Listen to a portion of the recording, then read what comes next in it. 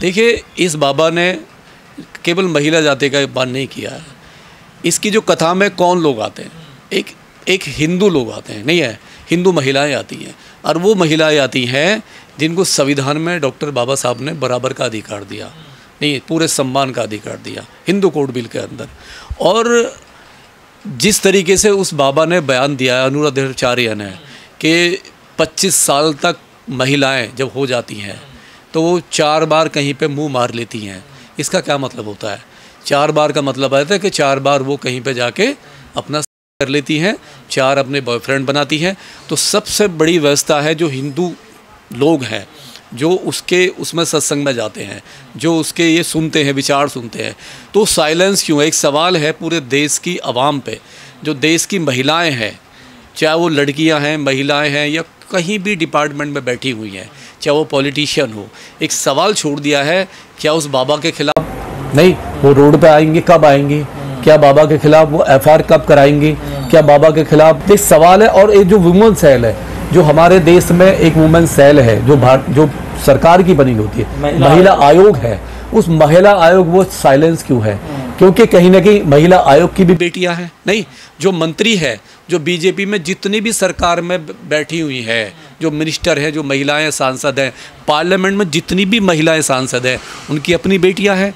अगर वो इस मुद्दे पे नहीं बोल रही हैं तो क्या ये मान लिया जाए कि वो पूरी सांसद, महिला आयोग और जितने भी संगठन हैं, सामाजिक संगठन हैं, जो महिलाएं सामाजिक संगठन चला रही हैं इस देश में महिलाओं की उत्थान के लिए, नारी शक्ति को एक मतलब ऊपर लाने के लिए, क्या ये मान लिया जाए कि जो अनुराधाचार्य कह रहे हैं वो सही है? अगर वो साइलेंस है, अगर वो रोड पर नहीं आती हैं, बाबा के खिलाफ सख्त कार्रवाई की सरकार से मांग नहीं करती हैं, तो ये समाज ये कहाँ जा रहा है, देश कहाँ जा रहा है? या नारी की जिसकी हम बात कर रहे हैं, आप देखो पार्लियामेंट में सरकार 33% का रिजर्वेशन लेके आती है। बाबा चाहते हैं बाल विवाह शुरू हो जाए, बाल अवस्था में विवाह हो जाए, 12-13 साल लड़की की शादी। जिस तरीके से बाबा का ये आ रहा है, बहुत सारे बाबाओं का आ रहा है कि देश मनुस्मृति से चलना चाहिए, संविधान को नहीं मानते, और जिस तरीके से इस बाबा ने, और इससे पहले जो एक और दूसरे थे, जो मतलब धीरेन्द्र शास्त्री ने कहा कि जिस महिला के गले में मंगलसूत्र नहीं है, मांग में सिंदूर नहीं है,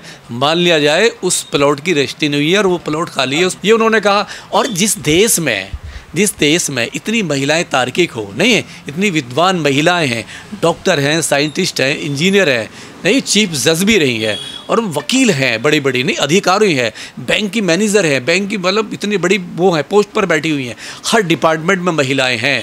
तो सवाल ये है कि वो महिलाएं शांत क्यों बैठी हैं?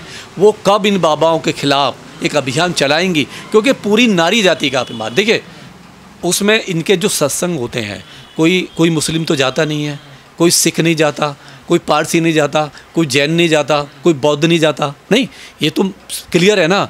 वहाँ कौन जाता है? वहाँ केवल हिंदू जाते हैं, अपर कास्ट जाते हैं, लोअर ओबीसी जाती है, SC ST भी जाते हैं। तो जब वो उन महिलाओं को ये कह रहा है, सीधा सीधा उनकी बेटियों को कह रहा है, और जो बेटियाँ उसका प्रवचन सुनती हैं, तो बेटियों की आत्मा कैसे मर जाती है? अगर आप छोटी सी बात पे अपने आदमी को मार देते हो, नहीं है, छोटी सी बात पे घर पे झगड़ा कर देते हो, और एक आदमी वो साधु का भेष बन के, नहीं, एक पीले कपड़े पहन के, धर्म का एक चोला ओढ़ के, वो पूरी हिंदू जाति की सारी महिलाओं को एक कैरेक्टर लेस साबित करने पर तुला हुआ है। वो कह रहा है कि वो 25 साल तक 4 जगह मुंह मार चुकी होती है। तो जितने भी देश में हिंदू संगठन हैं, चाहे वो RSS हो, चाहे वो युवा वाहिनी हो, चाहे वो मतलब ब्राह्मण महासभा हो, चाहे वो हिंदू महासभा हो, जितनी भी महासभा है, बजरंग दल हो, शिवसेना हो, जितनी भी है, तो ये कहाँ है? उसमें इनकी महिलाएं जाती हैं, नहीं, इनको रोड पे क्यों नहीं आ रहे? और जितने भी सामाजिक सुधार के संगठन चल रहे हैं हिंदू धर्म में, वो अब तक साइलेंस क्यों है?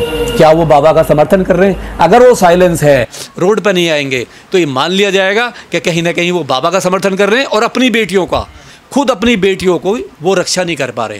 क्योंकि आज देखिए, तो क्या ये बाबा तो भारतीय संस्कृति की दुहाई देते हैं, तो भारतीय संस्कृति में यही होता है क्या?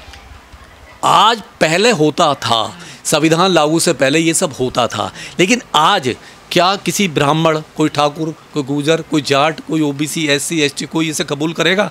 नहीं, वो बात पहले थी। संविधान लागू हुआ, संविधान में डॉक्टर BR अम्बेडकर बाबा साहब ने हिंदू कोड बिल के जरिए सबको, सारी महिलाओं को समानता का अधिकार दे दिया, बराबर का अधिकार दे दिया। नहीं, वो हर क्षेत्र में जा सकती हैं, हर क्षेत्र में, और वो हैं आज। और संविधान, देश हमारा मजबूत है, देश मजबूत है बाबा साहब के सुंदर संविधान की वजह से, ना कि ऐसे बाबाओं की। ये ऐसे बाबा इस देश को कमज़ोर करने पर तुले हुए। और हमारी सरकार, जो हमारी राष्ट्रपति बैठी हुई है महामहिम, वो भी महिलाएं हैं, उनकी भी बेटी होंगी, नहीं, उनकी भी अपनी बेटी होगी। ये सवाल है व्यवस्था पे, और देश की संसद पे सवाल है। ये जितनी भी पार्टियां हैं, मैं कह रहा हूँ एक्स, चाहे राहुल गांधी हो, चाहे अखिलेश हो, चाहे विपक्ष हो, चाहे समाज, चाहे पार्टी के साथ जितनी भी सरकार के साथ पार्टियां हैं, ये उनके ऊपर भी सवाल है कि जिम्मेदारी उनकी भी बनती है। जब आप महिलाओं की सशक्तिकरण की बात करो, नारी शक्तिकरण की बात करते हो, तो आप साइलेंस कैसे बैठ सकते हो? आपको उस बाबा के खिलाफ खुद पार्लियामेंट में आवाज़ उठानी चाहिए, बिल लेकर आना चाहिए, और उसको की सजा की डिमांड करना चाहिए, क्योंकि बेटी तो आपके यहाँ भी है। प्रधानमंत्री खुद कहते हैं बेटी को पढ़ाइए। अब बेटी तो पढ़ाएंगे तो अगर 25 साल तो उम्र हो ही जाएगी। देखिए, जब बेटी डॉक्टर बनेगी, इंजीनियर बनेगी, साइंटिस्ट बनेगी, वकील बनेगी, नेचुरल 25 पार कर देगी। तो क्या ये प्रमाण पत्र है कि जो बेटी डॉक्टर बनेगी, इंजीनियर बनेगी, बड़े बड़े पद पे जाएगी, PhD करेगी, उसकी 30 साल एज हो जाएगी, तो क्या वो 30 साल की एज तक, 25 साल की एज तक वो उसका करेक्टर लेस हो जाएगा, लूज हो जाएगा? कौन प्रमाण करेगा? कल को कौन, अगर इस बाबा की बात मान लिया जाए तो बच्चे की तो शादी नहीं होने की। अगर इसकी मान लिया जाए, जैसे ये कह रहा है बाबा, इसके आधार पर तो कोई शादी नहीं कर पाएगा।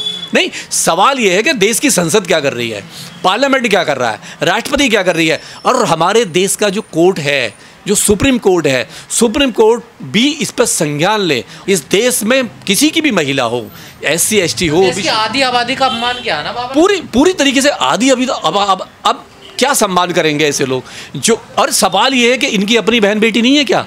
ये जिससे पैदा हुआ है ये बाबा, इसकी माँ है, इसकी बहनें होंगी, चाची होगी, दादी होगी, नानी होगी, फूफी होगी, सारा। बाबा खुद शादीशुदा है, तो इसने कितने साल की उम्र? इससे पूछो, जो कह रहा है इसका करेक्टर सामने है, इस बाबा का करेक्टर ओपन हुआ और ये अपना करेक्टर बता रहा है देश को। देखो, हम इसकी घोर निंदा करते हैं और हम अपील करते हैं जितने भी संगठन हैं, और हम भी कोशिश करेंगे इस बाबा के खिलाफ अब कोर्ट में जाए और इसको सजा दिलवाने का काम करें। बाबाओं को इनको हो क्या गया? ये धर्म की बात तो कर दूसरी करते हैं। कोई कहता है संविधान समाज को बांट रहा है 2 भागों में, एक शंकराचार्य कह रहे हैं, कोई कहता है प्लॉट खाली है।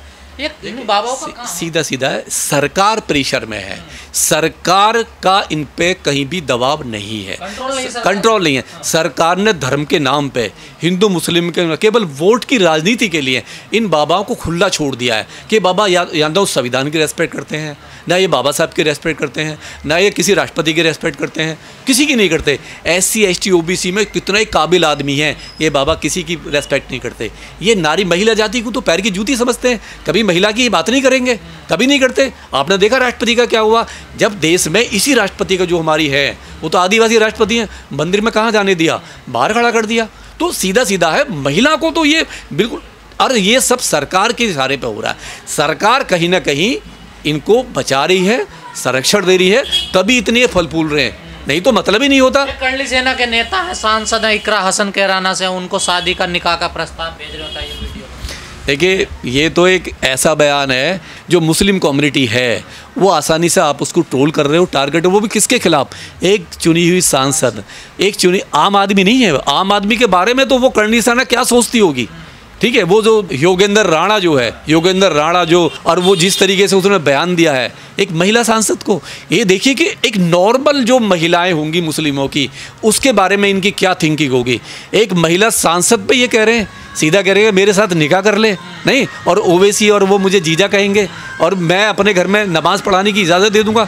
तो कहाँ जा रहा है ये देश? आप देखा होगा कि पार्लियामेंट में जो बयान दिया था विदुड़ी ने, कटवे मुल्ला बोला था, नहीं है, यही कहा था ना, एक मुसलमान, किसी और को तो नहीं कहा था। और कितने सारे स्टेटमेंट आए कि देश के गद्दारों को, गोली मारे सालों को नाम ले लेके बोला मंत्रियों ने। तो क्या है ये इसकी तो घोर निंदा होनी चाहिए, और पूरा मुस्लिम समाज, और हम अपील करते हैं सरकार से, मैं सुंदर हूँ, मैं क्या, हम जो राजपूत समाज सारा ख़राब नहीं है, हम हर बार कहते हैं यार, राजपूत समाज में भी कुछ ऐसे तार्किक, ऐसे अच्छे लोग हैं जो इस बात को कभी भी कबूल नहीं करेंगे, और राजपूत समाज को रोड पे आना चाहिए, नहीं आना चाहिए को देश को बचाना है। अगर हम हिंदू मुस्लिम देश को बांट देंगे, देश को तोड़ देंगे, तो देश कमज़ोर हो जाएगा, क्योंकि देश तो सबका है, देश हिंदू का भी इतना ही है, मुस्लिम का भी। मुस्लिम इसलिए टारगेट कर रहे हैं, केवल मुस्लिम के लिए, और राजनीति है, देखिए ये तो घटिया राजनीति के लिए है, सरकार को खुश करने के लिए। जब हमें सरकार से कुछ लेना होता है तो हमें एक अच्छी राजनीति। शादीशुदा इंसान ऐसी बातें बोलेगा, वो भी सोशल मीडिया पर। बात शादीशुदा की नहीं है, बात उसकी सोच की है। उसकी सोच क्या है, उसकी महिला के प्रति क्या सोच है, एक धर्म के प्रति क्या सोच है, एक पूरे समुदाय के प्रति क्या सोच है, एक मुस्लिम कम्युनिटी से वो कितनी नफरत कर सकता है। जैसे आपने देखा होगा SC ST कौम से कितनी नफरत करते हैं ये लोग, नहीं है, बहुत सारे कितनी नफरत करते हैं। अभी 2 लोगों ने बोला, हमला किया कर्ली सेना पे, एक हमारे वो तो सुमन जी थे, उन पर तो इनाम घोषित कर दिया, घर पे हमला कर दिया, बुलडोजर लेके चले गए, मार पीट गई, और उसी पे हमला बेनीवाल जी ने किया, हनुमान बेनीवाल जी ने, उनका कुछ नहीं हुआ क्योंकि वो पावरफुल समाज से आते थे, ताकतवर समाज से आते थे। ये वो लोग हैं जो कमज़ोर लोगों पे उंगली उठाएंगे, कमज़ोर लोगों को टारगेट करेंगे। और देखिए महिला आयोग है देश में, महिला आयोग है जो महिलाओं का देखती है, और सांसद पे अगर कोई इस तरीके से मतलब भद्दी टिप्पणी कर रहा है तो महिला आयोग को स्वतः संज्ञान लेना चाहिए, दिखा देना चाहिए कि महिला आयोग किसी की गुलाम नहीं है, नहीं, वो अपने सांसदों की और महिलाओं की रक्षा के लिए महिलाओं क्यों बना हुआ है। सरकार का तो प्राथमिकता है महिलाओं के सम्मान में, बेटी पढ़ाओ बेटी बचाओ, फिर ऐसा क्यों हो रहा है? सबसे बड़ी बात है, सबसे बड़ी बात है जो नारा मोदी साहब ने दिया, नहीं उस नारे के मतलब साथ सरकार कहीं ना कहीं खड़ी नहीं दिखाई दे रही है। मणिपुर पूरा जला, महिलाओं को नंगा करके घुमाया, आए दिन महिलाओं के रेप हो रहे, नहीं है, जहाँ भी सरकार, यही नहीं, चाहे वो कांग्रेस की भी सरकार हो, अदर स्टेट में भी हो, वहाँ भी हो रहा है महिलाओं के साथ में। तो सरकार जब तक रोल मॉडल नहीं बनेगी ऐसे लोगों को, ऐसे जो योगेंद्र राणा जैसे मतलब जो लोग हैं या अनिरुद्ध आचार्य जैसे लोग हैं, जब तक इनको फांसी की डिमांड नहीं करेगी, इनको आजीवन कारावास की बात नहीं करेगी, तब तक ऐसे लोग ऊपर आते रहेंगे और ये कहीं ना कहीं महिलाओं को नीचे दिखाते रहेंगे।